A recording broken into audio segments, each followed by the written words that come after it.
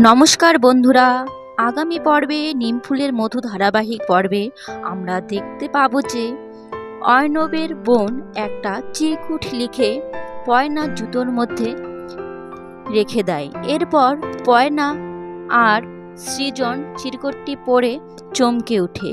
সৃজন বলে উঠল, এত টেনশন আমি আর নিতে পারছি না। একদিকে বর্ষাকে খুঁজে পাওয়া যাচ্ছে না, আর আমি পয়নার সাথে এভাবে কথা বলছি। পয়না, আমি মাথা ঠান্ডা রাখতে পারছি না। আজ অর্ণবের সাথে বোঝাপড়া করতেই হবে।